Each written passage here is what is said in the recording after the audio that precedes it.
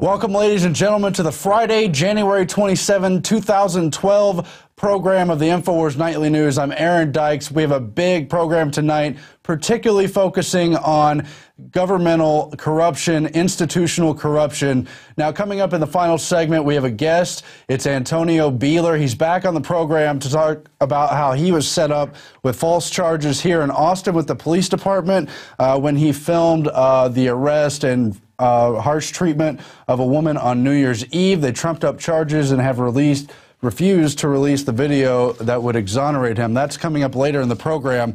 But we want to talk about this whole global system tonight. So I want to mention the writings of Zbigniew Brzezinski, one of the top globalists.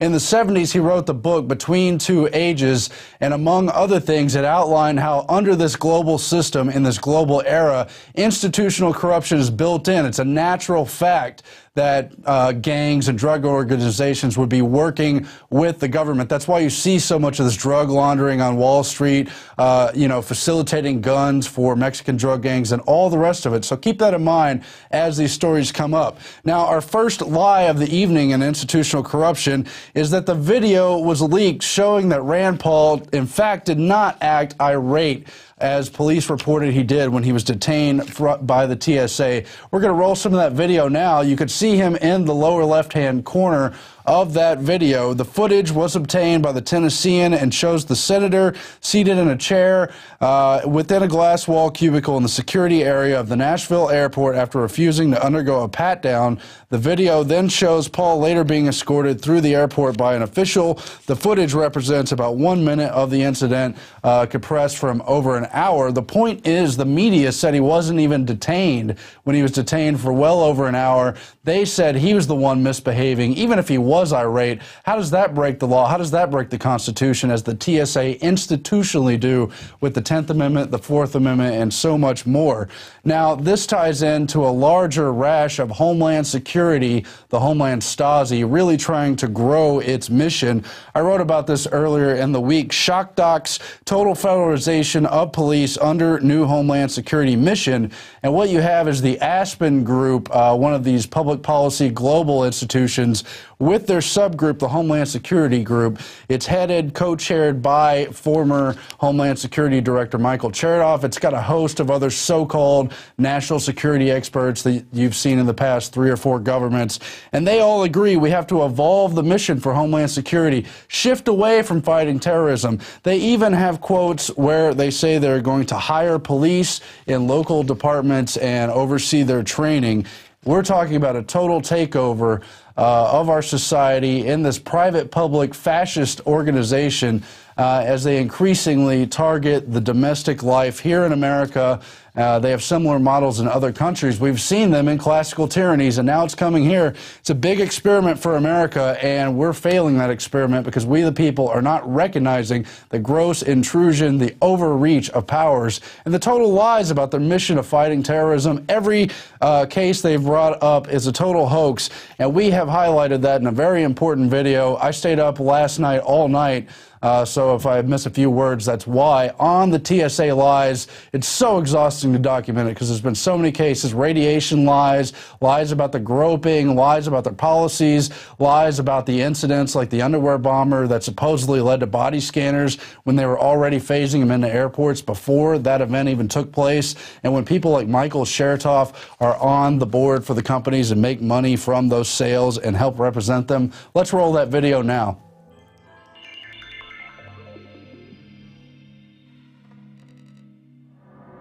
You to go places in half the time it takes to travel by car.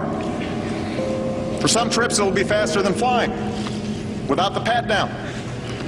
It's the sort of security we've seen a lot of since 9/11 at places like airports and now here at the bus station. Specific, credible, recent threats that are causing what some believe to be these invasive screening tactics.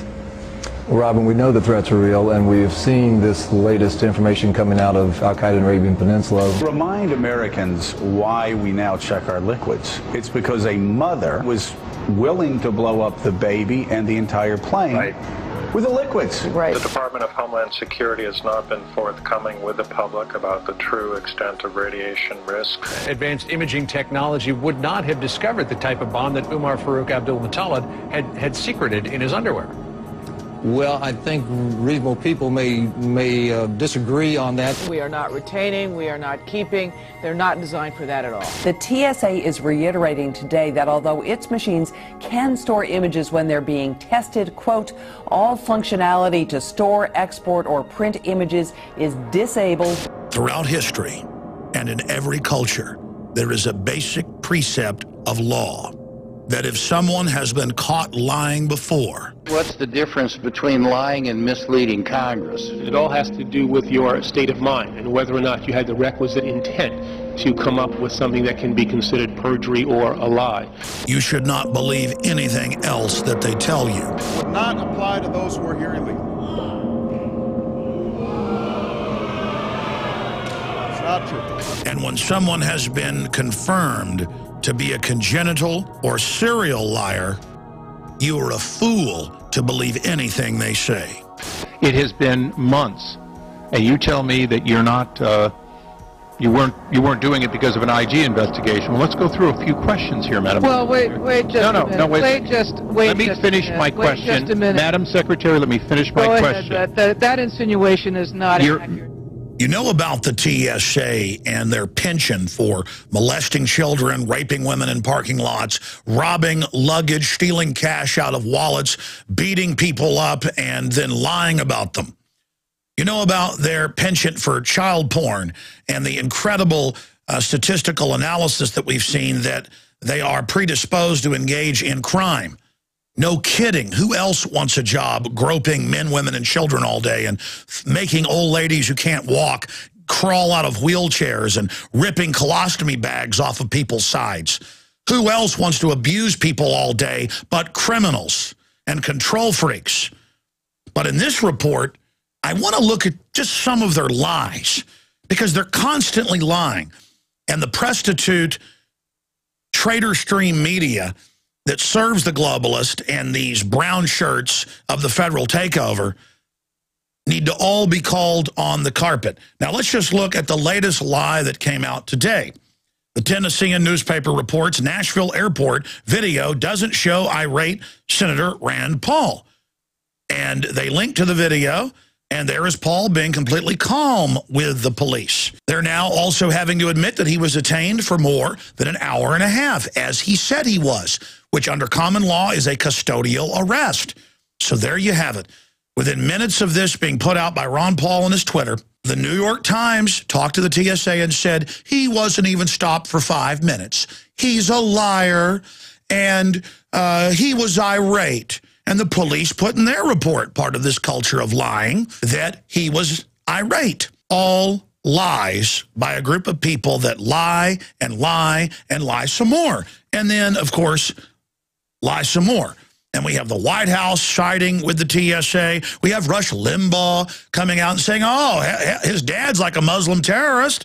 You know, let start the groping. You know, after all, he flies on private jets. But let's look at some of the TSA lies that affect us all. Radiation. They've had studies back in the late 1990s from these same systems. And that's why they weren't deployed all over the world. These things have been around for decades, that they're massively linked to different types of cancer. So Johns Hopkins and many other prestigious universities come out and put out reports in the last few years saying, our studies show this stuff can give you cancer. I mean, the scans are so powerful, you can see the skeleton bones in the fingers. I mean, it's high-powered.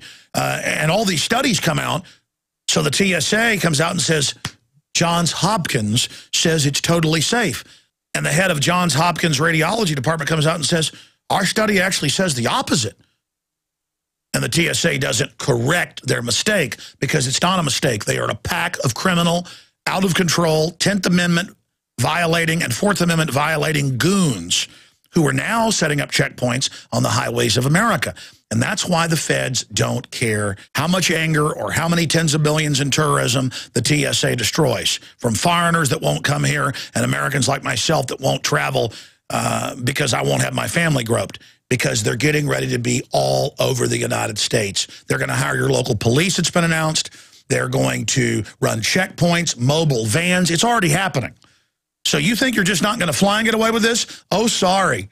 There's plenty of people that couldn't hold a job at McDonald's that are going to be officer and agent TSA. And your wife's in deep trouble.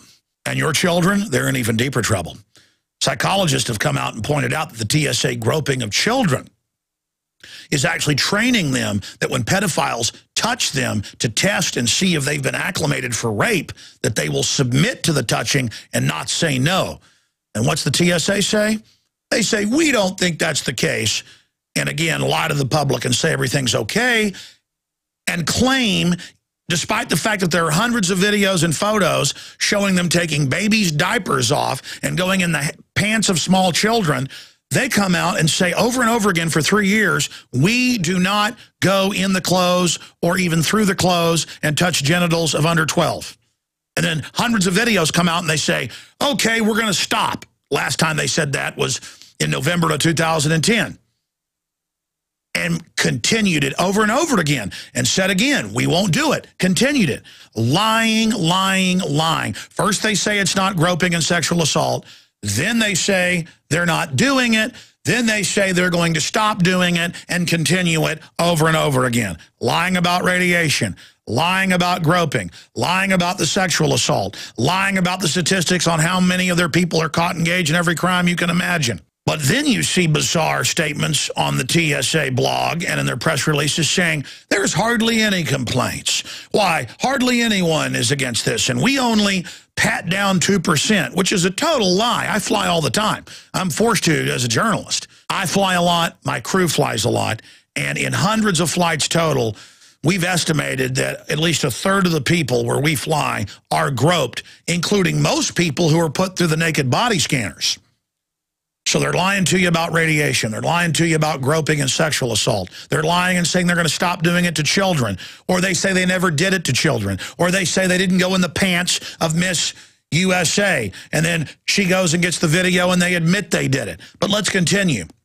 A few months ago, a whole bunch of 85 and 90-year-old women, many of which couldn't even get out of their wheelchairs, started reporting that they were taken behind closed doors and made to take all their clothes off.